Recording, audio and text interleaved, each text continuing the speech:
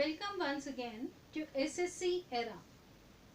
In my previous videos related to Chapter 1 Geography, Resources and Development, I explained about what is a resource and what are the kinds of resources. हमने अलग अलग criterias discuss किए थे जिसके basis पे हम resources को classify कर सकते हैं. Today we shall discuss certain more dimensions of resources and their development. You see, जब से human being का existence है earth पे, they are interacting with nature and they considered nature and the resources given by the nature या substances given by the nature as the free gift. और starting में तो भी ये होता था हिस्टोरिकल टाइम्स में कि जब हम देखते थे कि रिसोर्सेज जो है जितनी ह्यूमन बीइंग को ज़रूरत है उतना वो कलेक्ट करते थे और मज़े में लाइफ लीड कर रहे थे. But gradually the greed began to increase. Human beings लालची होते चले गए. एक्यूमुलेशन की ज़्यादा से ज़्यादा रिसोर्सेज को एक्यूमुलेट करने की होड़ उनके बीच में लगने लगी. तो इन सब के चलते जो रिसोर्सेज थे इनडिस्क्रिमिनेटली यूज होने लगे. And with the indiscriminate use of resources we started facing certain problems. सबसे बड़ी problem that accumulation of resources for few individuals. एक लालच उनका सिर्फ कुछ गिने चुने, क्योंकि जिनके पास टेक्नोलॉजी थी, जो टेक्नोलॉजिकल एडवांस थे, वो लोग रिसोर्सेज को ज़्यादा से ज़्यादा पजेस करने लगे. तो कुछ लालची लोगों के सेटिस्फेक्शन के लिए ही रिसोर्सेज ज़्यादा एक्सप्लॉइट किए जाने लगे. और उसका नतीजा ये हुआ कि सोसाइटी में डिविजन्स क्रिएट होने लगे, हैव्स एंड हैव नॉट्स. जो रिसोर्सेज रिच और पुअर इस तरह से डिवाइड होने लगे. रिचर पर्सन जो जैसे पैसे को पैसा खींचता है, तो क्योंकि उनके पास बेटर टेक्नोलॉजी मनी होती थी, जो हम रिसोर्स की डेफिनेशन में भी पढ़ चुके हैं कि इकोनॉमिक फिजिबिलिटी हमें देखनी होती है, टेक्नोलॉजिकल एक्सेसिबिलिटी हमें देखनी होती है. तो जिन लोगों के पास टेक्नोलॉजी और पैसा होता था वो ज़्यादा रिसोर्सेज को अपने पोजीशन में लेने लगे. गरीब गरीब होते चले गए और अमीर अमीर होते चले गए. तो जो गैप था सोसाइटी के बीच में वो बढ़ना शुरू हो गया. And not only there were the differences of these class differences, rich and poor का डिफरेंस था, इसके साथ साथ इकोलॉजिकल प्रॉब्लम्स भी अराइज होने लगी. Ecological imbalances, land degradation, ozone layer depletion, global warming, ये सब भी चीज़ें थी जो इनडिस्क्रिमिनेट यूज ऑफ रिसोर्सेज के कारण अकर होनी शुरू हुई. तो अब इसके लिए क्या किया जाए? कंपटीशन तो अभी भी चल रहा है.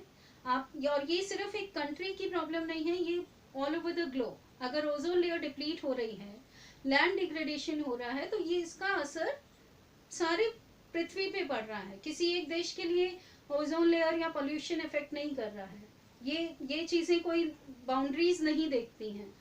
तो इसके लिए क्या किया, एक ज़रूरत महसूस हुई कि सस्टेनेबल डेवलपमेंट किया जाए.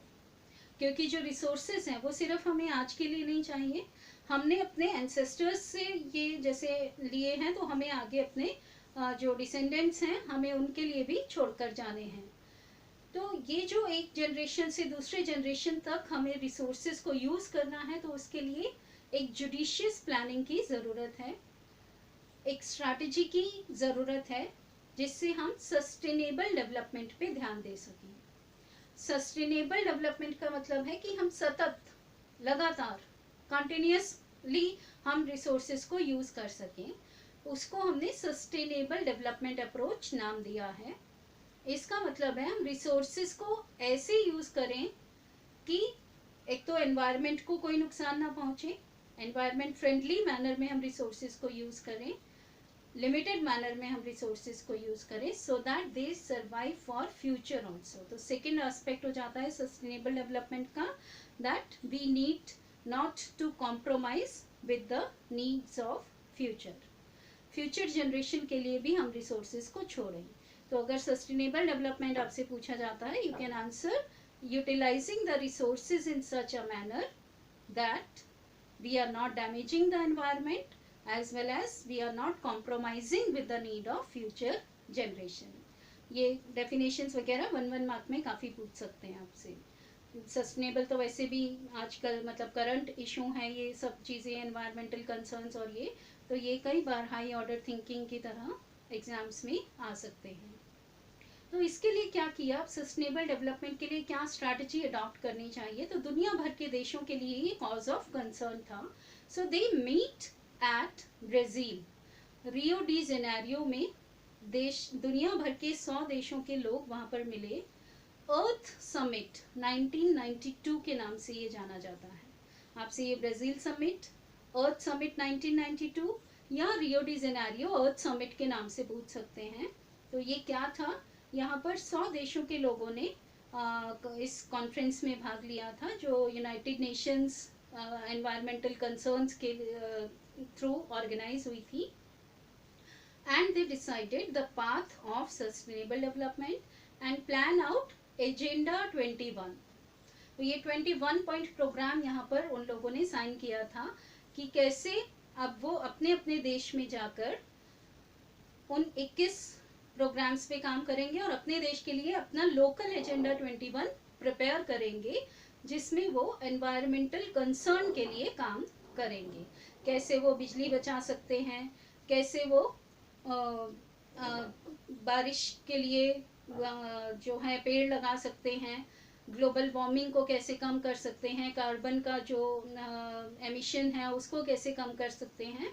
ये सारे प्रोग्राम्स उन्होंने एजेंडा 21 में रखे. और इसी के साथ साथ अब रिसोर्स प्लानिंग एक एसेंशियल स्ट्रैटेजी बन गई for the judicious use of resources. और रिसोर्स प्लानिंग जैसे इंडिया जैसा कंट्री है which is very vast, vastness के साथ साथ डाइवर्सिटी भी इंडियन उसका एक फीचर है कंट्री का. यहाँ आपके पास लैंड्स हैं डिफरेंट फॉर्म्स में, plains, plateaus, mountains, we have islands, we have desserts.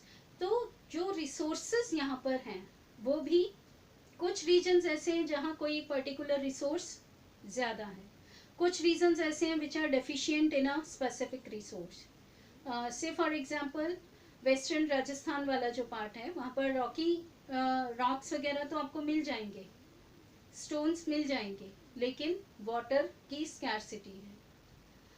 Northern belts की अगर हम बात करें which is agriculturally rich but deficient in their is the deficiency of minerals. वहीं अगर हम प्लेटू रीजन की बात करें तो वहाँ मिनरल्स बहुत ज़्यादा हैं. तो राजस्थान में पानी पहुंचाने के लिए पंजाब हरियाणा से कैनाल निकालना, तो ये रिसोर्स प्लानिंग का हिस्सा होता है.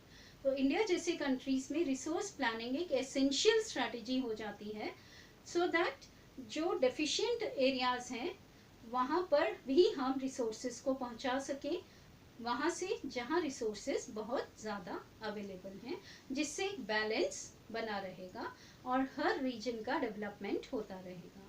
So this is what about resource planning we have discussed, and in next video I will explain about the stages of resource planning in India and also about the conservation need and ways of resource conservation.